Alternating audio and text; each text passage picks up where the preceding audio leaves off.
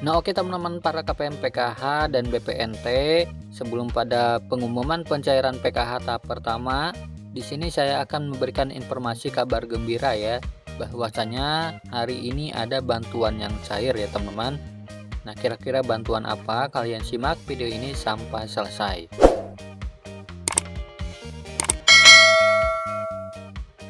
Nah, oke teman-teman, jadi pada mulai hari ini ada bantuan yang cair ya teman-teman, secara tunai lewat kantor pos Indonesia. Nah, bantuan ini sebesar 600.000 dan 200.000 rupiah. Nah, ada yang mendapatkan keduanya, ada juga yang mendapatkan satu persatu. Nah, dalam sistem penyalurannya ini bisa saja disalurkan secara tunai melalui kantor pos Indonesia atau langsung diantar langsung ke rumah masing-masing para KPM ya. Nah, bantuan ini jadi totalnya bisa mendapatkan 800.000 rupiah.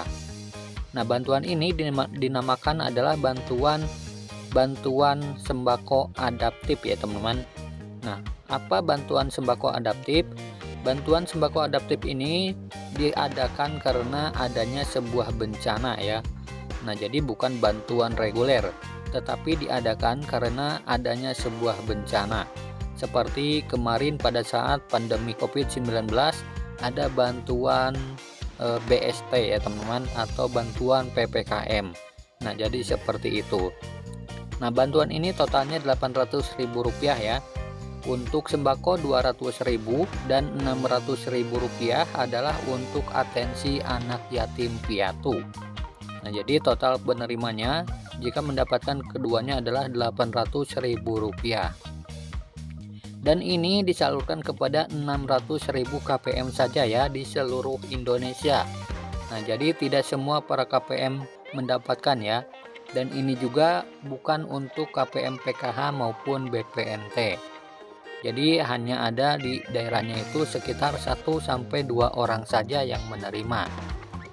Jadi sekali lagi ini bukan untuk KPM PKH maupun BPNT.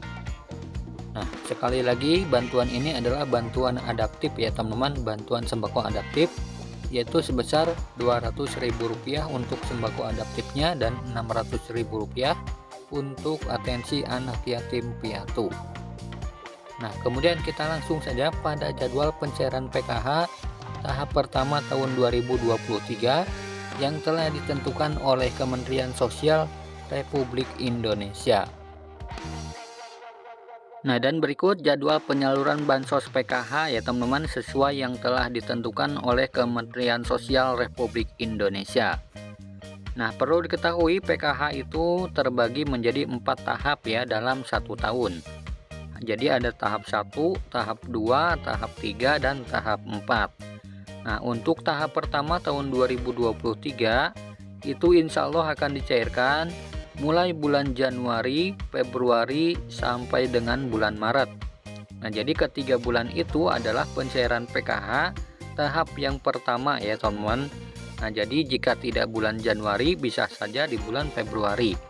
Jika tidak di bulan Februari bisa saja di bulan Maret. Nah, jadi jika tidak ada pencairan di bulan ini bisa saja di bulan depan ya. Dan sistemnya itu secara bertahap ya teman-teman dan bertermin. Jadi tidak serentak ya teman-teman. Nah, setiap daerah itu pasti berbeda-beda dan setiap KPM pun bisa saja berbeda-beda. Karena yang menentukan bisa cair tidaknya itu kalian harus masuk ke dalam SP2D terlebih dahulu atau surat perintah pencairan dana.